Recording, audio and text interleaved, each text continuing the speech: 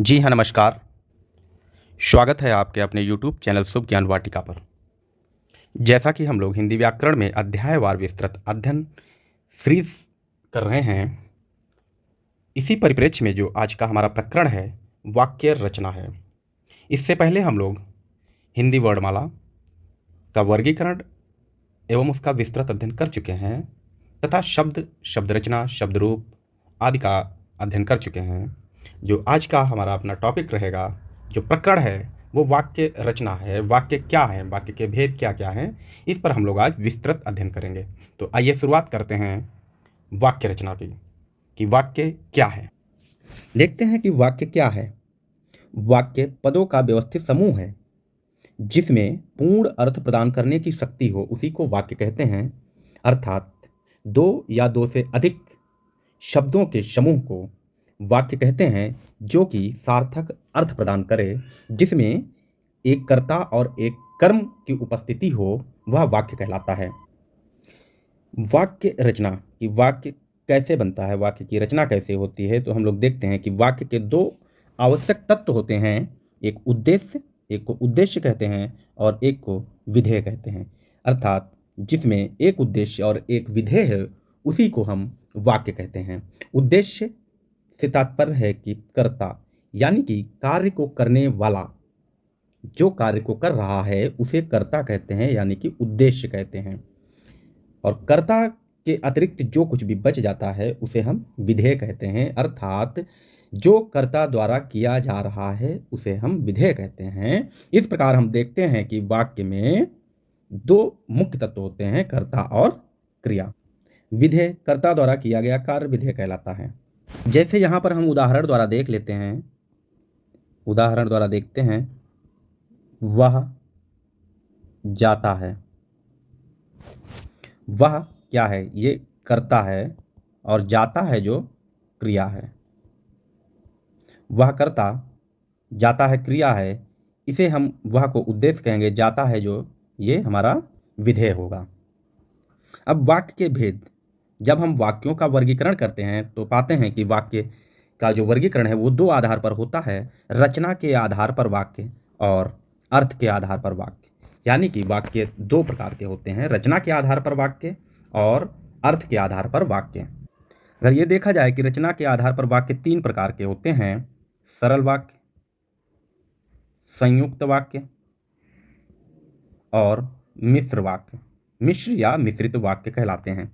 तो रचना के आधार पर तीन प्रकार के वाक्य होते हैं और अर्थ के आधार पर 8 प्रकार के वाक्य होते हैं, जिनको हम लोग आगे देखेंगे। अभी हम लोग देखते हैं रचना के आधार पर वाक्य। जैसा कि हम लोगों ने ऊपर देखा है कि रचना के आधार पर वाक्य तीन प्रकार के होते हैं। पहला सरल वाक्य, जिस सरल वाक्य वह वाक्य होता है जिसमें एक कर्ता और एक क्रिया होती है, इसको हम सरल वाक्य कहते हैं, क्योंकि कर्ता और क्रिया वाक्य का अनिवार्य तथ्य है। नोट, कर्ता एवं क्रिया के विस्तारक हो सकते हैं। जैसे यहाँ पर उदाहरण है, मैं लिखता हूँ। एक और उदाहरण हम देख लेते हैं, बच्चा दौड़ता है। बच्चा दौड़ता है, ये एक उदाहरण है। अब इसका विस्तारक क्या हो सकता है, इसमें कर्ता जो है बच्चा है और दौड़ता है ये हमारा जो है क्रिया है। इसका विस्तारक क्या हो सकता है, बच्चा का विस्तारक हम लगा सकते हैं छोटा, छोटा बच्चा, और क्रिया का विस्तारक जो है तेज दौड़ता है। ये विस्तारक लग सकते हैं और विस्तारक इनके कई हो सकते हैं। जो दूसरा भेद है, जो दूसरा वर्गीकरण है हमारा रचना के आधार पर वाक्यों का जो वर्गीकरण है, दूसरा है संयुक्त वाक्य। किसे कहते हैं, दो या दो से अधिक साधारण वाक्य जब समुच्चय बोधक, जैसे समुच्चय बोधक शब्दों से जुड़े होते हैं, उनको हम संयुक्त वाक्य कहते हैं। समुच्चय बोधक शब्द जैसे पर, किंतु, इसलिए आदि जो हैं समुच्चय बोधक शब्द होते हैं। उदाहरण द्वारा समझते हैं, जैसे ठंडी हवा चल रही थी, इसलिए ये जो है समुच्चय बोधक है, ये इस शब्द वाक्य को जोड़ रहा है। मैं जल्दी न उठ सका, यानी कि यहाँ पर दो शब्द, दो वाक्य जुड़े हुए हैं। ठंडी हवा चल रही थी, दूसरा वाक्य है मैं जल्दी न उठ सका, जिसको जोड़ने का कार्य जो कर रहा है वो इसलिए कर रहा है, जोड़ने का कार्य जो कर रहा है वो इसलिए कर रहा है, यानी कि ये इसलिए जो है इस वाक्य में समुच्चय बोधक है यहाँ पर, इसलिए यह संयुक्त वाक्य होगा। ध्यान रखने वाली बात यह है कि संयोजक शब्द जो होते हैं, जो जोड़ने वाले शब्द होते हैं, कौन कौन से होते हैं। हम लोग देख लेते हैं, जैसे किंतु, परंतु, लेकिन, तथा, या, एवं, अथवा, और, बल्कि आदि शब्द समुच्चय बोधक शब्द कहलाते हैं या संयोजक शब्द कहलाते हैं। इन शब्दों के द्वारा जुड़ने वाले वाक्यों को हम संयुक्त वाक्य कहते हैं। इनकी ये पहचान है, जहाँ पर किंतु, परंतु, लेकिन, तथा, या, एवं, अथवा, और, बल्कि, अतः, इन शब्दों से यदि दो वाक्य जुड़े हैं तो संयुक्त वाक्य होगा। अगला वर्गीकरण जो है, भेद है, वो मिश्रित वाक्य है। जब किसी विषय पर पूर्ण विचार प्रकट करने के लिए कई साधारण वाक्यों को मिलाकर एक वाक्य की रचना की जाती है, ऐसे वाक्यों को मिश्रित वाक्य कहते हैं। जैसे जब किसी विचार को प्रकट करने के लिए कई वाक्यों को एक साथ जोड़ा जाए और तब वह विचार प्रकट हो, उसका अर्थ समझ में आए, तो वहां पर मिश्रित वाक्य हो। जैसे मालूम होता है कि आज वर्षा होगी, ये जो की शब्द है ये इस दूसरे वाक्य को जोड़ रहा है। तो यहां पर मालूम होता है, इससे पूरी बात स्पष्ट नहीं हो रही है, और आज वर्षा होगी, ये दो अलग अलग वाक्य हैं, परंतु इनको जोड़ने का कार्य जो कर रहा है वो की कर रहा है, स्पष्ट कर रहा है कि मालूम होता है कि आज वर्षा होगी। इस की से स्पष्ट हो रहा है इसका अर्थ। ऐसे ही दूसरा उदाहरण जो है, जो मेहनत करता है वह फल पाता है। कह रहा है फल कौन पाता है, अभी स्पष्ट नहीं हुआ, वह फल पाता है कौन, तो जो मेहनत करता है, जो मेहनत करता है। मिश्रित वाक्यों की पहचान क्या हो सकती है कि कौन कौन से वह जो शब्द होते हैं, जैसे कि शब्द कहीं पर आ जाए, जो आ जाए, जब आ जाए, जहां, जिसने, ज्यों ही, जिधर, जिधर, उधर, जैसे, वैसे, जितना, उतना, क्योंकि, क्योंकि, यदि, ऊपर देख लेते हैं, तो, ताकि, यद्यपि, तथापि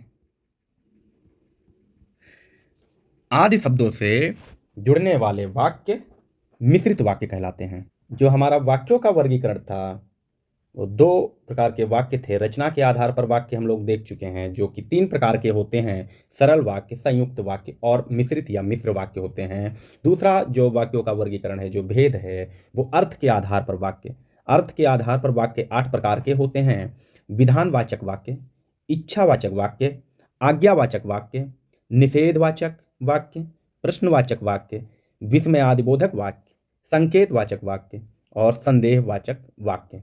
एक एक करके हम लोग देखते हैं कि विधानवाचक वाक्य क्या हैं, इच्छावाचक वाक्य क्या है, कौन से इच्छावाचक वाक्य होंगे, कौन से आज्ञावाचक वाक्य होंगे, कौन सा वाक्य निषेधात्मक होगा या निषेधवाचक वाक्य होगा, कौन सा वाक्य प्रश्नवाचक वाक्य होगा, विस्मयादिबोधक वाक्य क्या होता है, संकेतवाचक वाक्य क्या होता है या फिर संदेहवाचक वाक्य क्या होता है। एक एक करके हम लोग देखते हैं।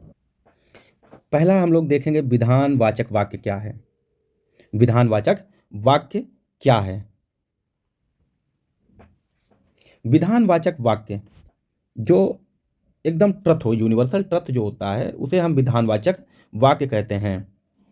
जैसे हम कह सकते हैं कि मनुष्य